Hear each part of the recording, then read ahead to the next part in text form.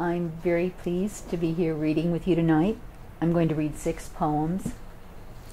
The first is What Madness Is. What madness is. Madness is anger's placenta, a thorny cord that strangles, a finger that writes no more in death's fluids. Madness is this confession. I have encountered my enemy. I wanted to set fire to my enemy.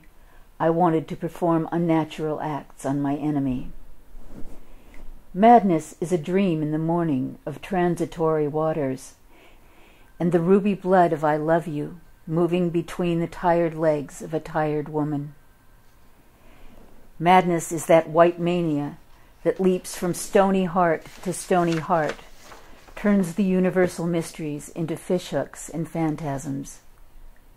Straight out of the Black Sea comes the madness of Amen, the madness of allure, of sex that cripples your senses. It is that vigorous. Madness is the tight knot of wisdom and hatred, and later ecstasy of a kind known only to the saints. Anarchic and unassuming, madness brings a coward's blades to the throats of the world's inquisitors. Madness is no vindication, no escape plan. Only these words, clenching inside you like fists, like teeth, like closed eyes.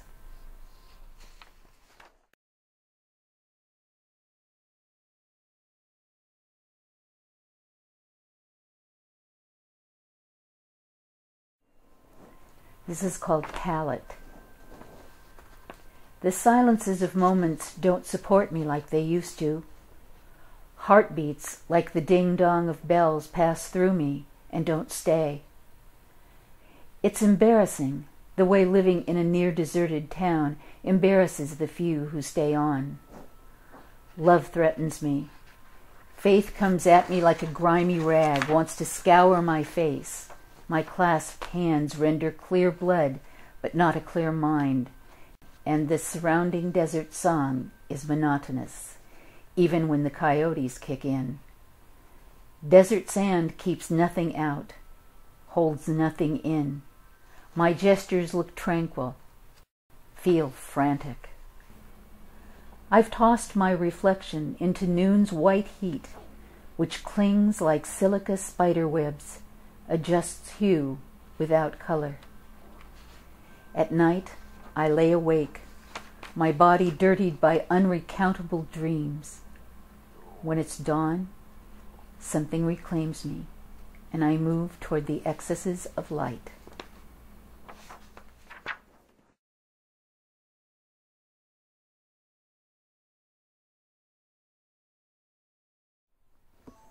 This is called 1,000 Signs. I have been naked in soul and body with women whose names escape me. I have shared my body's portfolio with men whose hearts were too heated to resonate anything but divine urgency. It makes me wonder, is love a sickbed? Can we love ourselves only if we see our lust for others as disease? I am drawn to an impossible point of light, a sign outside my national language. I am free to read it. I am free to view the wreckage of 1,000 signs in 1,000 places. I have seen the light. Men who love men are splotches of sunlight in the shadows that cross the deck. Women who love women are rivers of questions on a desert planet. The rest of us tremble, intend to be happy. Take love back from the bold ones who have sheltered it. In the end, we are all caught, made to walk the gangplank. In the end, every night is All Hallows' Eve. The gilded sky covers all of us, and, regardless of choices, we all take it hard when we die.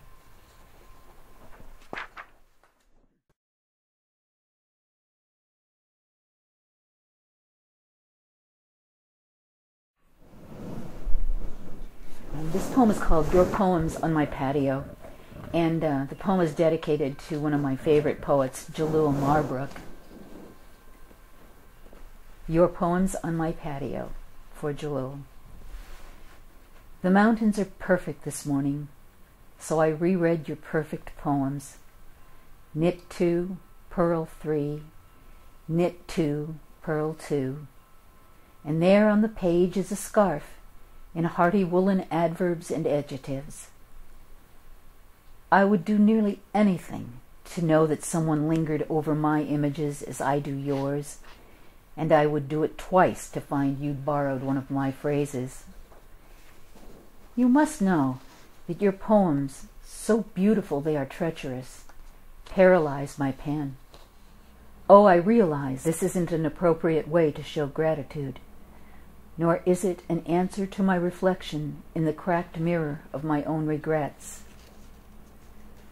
This morning, my friend, I found autumn and the sea and terror and love and wonder and pain and such enviable nourishment that I can never forgive you. Yes, I am tired, and even the surreal sky, even the spirit-filled mountains don't rouse me to action. I read instead. Read your poems and sip at a mimosa, because it's never too early for champagne.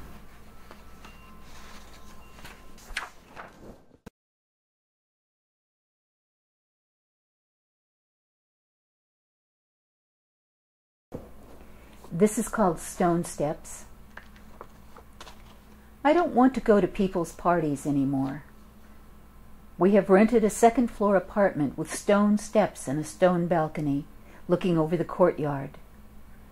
I don't want to disturb the hummingbirds at our feeder by opening the door to go out for how-do-you-do's and I'd love another drink. We have rented this apartment, you see, and I want to wander around it silently, thinking of poems, finding misplaced items. 2 weeks ago, the blind man on the first floor died. His name was Albert. He went out every day for a walk around the swimming pool, and look what it got him. He's dead. I don't think I like people's parties anymore. They make me feel like a too large child, pretending to know the right things to say or do. I want to wander the catacombs of my head, learn calligraphy, French, history of the paintings of the Dutch masters. I don't want to remember how it was. I want only to see what might be. My heart is breaking at people's parties.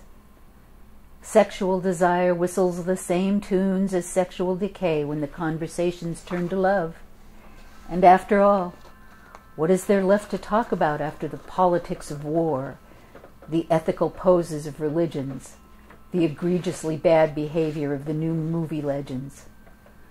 I'm quite satisfied thinking of your ankles touching mine beneath our sheets. I'm happy seeing the wind harass the palm trees. I like the taste of chocolates, potato chips, and ice cream more than the taste of wine or gin. The days are becoming thick with indifference. How can I live like this?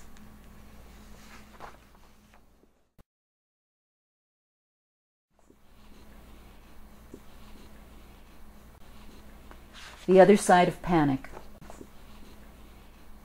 It begins with the desert's hot sky, mendacious as always, alchemizing grief and loathing into love stories.